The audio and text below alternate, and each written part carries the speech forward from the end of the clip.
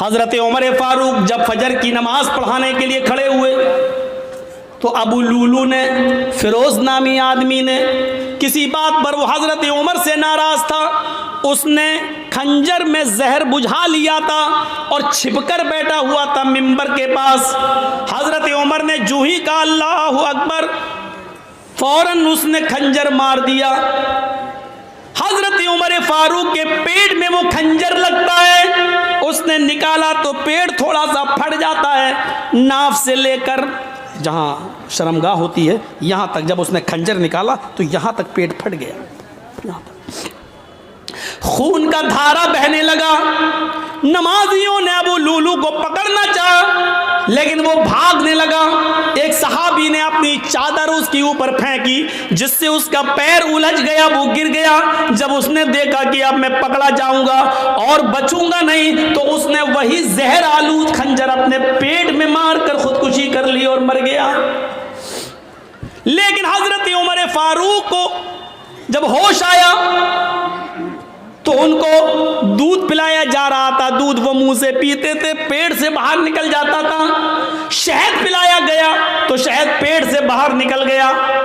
जो चीज खिलाई और पिलाई जा रही है वो मुंह से तो खिलाते थे लेकिन पेट से बाहर निकल जाती थी। इस हाल में किसी ने कह दिया अमीरुल मोमिनीन, अब आप फजर की नमाज कैसे पढ़ेंगे?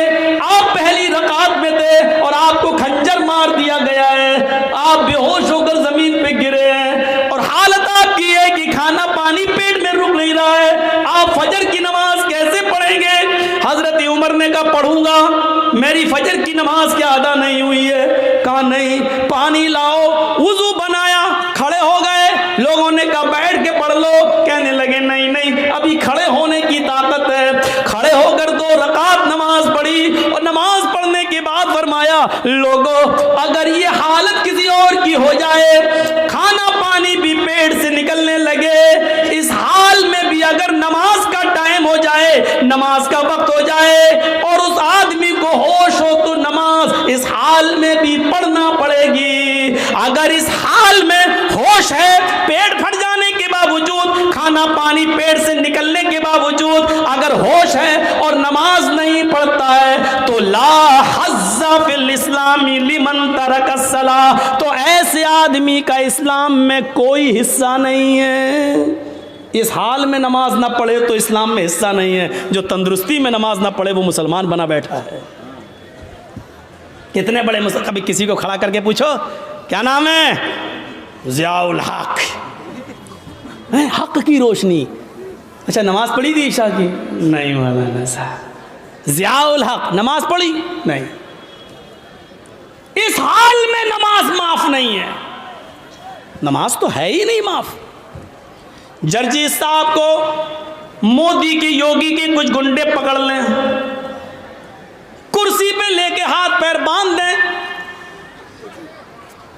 इसी बीच अजान की आवाज आ रही हो, अल्लाहु अकबर अल्लाहु अकबर। जर्जी साहब एक बार कहेंगे साहब लिंचिंग करने वालों मुझे मार रहे हो, मार देना, लेकिन मुझे 2 रकात नमाज पढ़ लेने दो।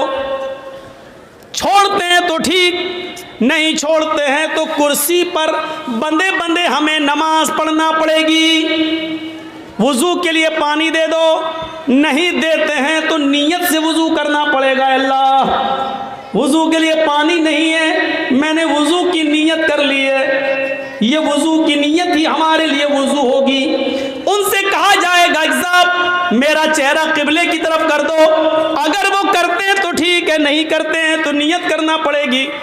हाँ मेरा चेहरा खुला होता तो किबले की तरफ करता, लेकिन मैं बंधा हुआ हूँ इसलिए मैं इसी तरफ रुक करके नमाज पढ़ रहा हूँ। आय अल्लाह तू किसी किबले का मोहताज तो नहीं है, तू मेरी दिल की नीयत अच्छी तरीके से जानता है। लैसल बिर्रान तुवल्लू वजूहकुम क़िबलल मशरिक़ मगरिब, ये आयत आपके जहन में आनी चाहिए। लेकिन नमाज इस वक्त भी पढ़ना पड़ेगी। किबले की तरफ चेहरा नहीं है, कोई बात नहीं, जहां तुम्हारा चेहरा है उस तरफ कर लो।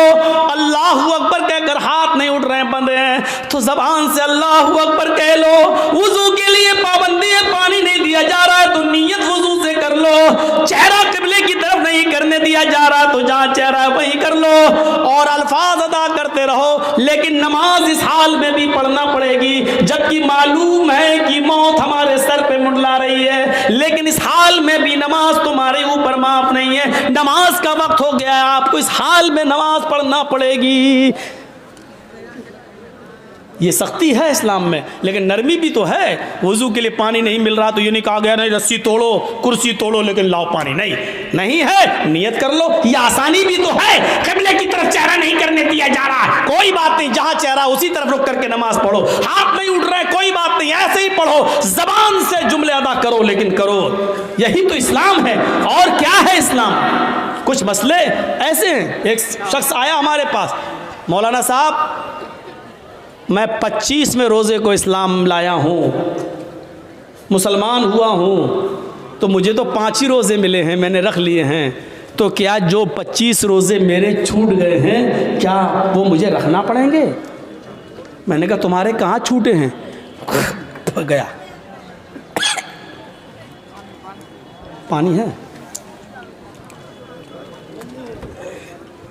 उड़ता हुआ आया सीधे चला गया। बहुत अच्छा नाश्ता खिलाया आप लोगों ने। चलिए अब सुनिए मसला। एक शख्स 25 तारीख को 25वें रोज़े को इस्लाम लाता है। मान लीजिए कोई गैर मुस्लिम है, हिंदू है, ईसाई है, क्रिश्चियन है, यहूदी है, जैनी है, 25 रोज़े को अगर मुसलमान होता है तो क्या 25वां रोज़ा मुसलमान हुआ, 25 छूट गए, 24 रोज़े छूट गए, तो अब उसको कितने मिल रहे हैं। 25, 26, 27, 28, 29 और 30 का चांद हुआ तो 30, 5-6 रोज़े मिल रहे हैं। तो शरीयत ये कहती है कि जितने मिल रहे हैं उतने ही रखेगा वो, जो उसके छूट गए हैं वो उसके थोड़ी छूटे हैं, क्योंकि वो मुसलमान था ही नहीं, उस पर उस वक्त इस्लाम के कानून नाफिज हो ही नहीं रहा था, उसने कलमा ही नहीं पढ़ा था। कलमा तो उसने 25वें रोज़े को पढ़ा है, इसलिए जितने रोज़े बाकी हैं वो रखेगा और जो छूट गए हैं 24-25 वो नहीं रखेगा, क्योंकि उस वक्त वो मुसलमान था ही नहीं जब रमज़ान का महीना आया। पहली चीज़। दूसरी चीज़ एक और सुनिए। मान लीजिए 5:30 बजे आपके यहाँ रोज़ा इफ्तार होता है, सूरज 5:30 बजे डूबता है, और कोई शख्स 5 बजे इस्लाम ला रहा है, 25वां रोज़ा है, 5 बजे इस्लाम लाया, जर्जिस्तान में इस्लाम, अशहदु अल्ला इलाहा इल्लल्लाह व अशहदु अन्ना मुहम्मदन अब्दुहु व रसूलुहु, 25वें रोज़े को 5 बजे इस्लाम लाया है, उसका रोज़ा यहीं से शुरू हो गया है। अभी जो 5 बजे तक जो उसने खाया पिया वो सब माफ, क्योंकि उस वक्त तक उसके ऊपर इस्लाम नाफिज था ही नहीं, वो मुसलमान नहीं था, इसलिए वो सब नहीं। 5 बजे इस्लाम लाया है तो 5 बजे से ही उसका रोजा शुरू हो गया, इस्लाम के कानून उसके ऊपर नाफिज हो गए, और 5:30 बजे वो रोजा खोल लेगा और उसका ये रोजा पूरा माना जाएगा। 25वां रोजा आधा घंटा रखा लेकिन पूरा 25वां रोजा माना जाएगा। अब 25वां जोड़ा जाएगा, 26वां रखेगा, 27वां, 28वां, 29वां, 30वां ये रखा जाएगा, और इससे पहले जो छूट गए वो एक भी उसको नहीं रखना पड़ेंगे, क्योंकि उस वक्त तक वो मुसलमान नहीं था। इन मसलों को जहन में रखिए, ये छोटे छोटे मसले हैं, अपने जहन में इन मसलों को रखिए और याद करिए। इसीलिए कहते हैं कि कुछ दीनी तालीम भी सीख लीजिए, इंग्लिश मीडियम के साथ साथ अंग्रेजी तालीम के साथ साथ कुछ दीन के मसले भी सीखा कीजिए।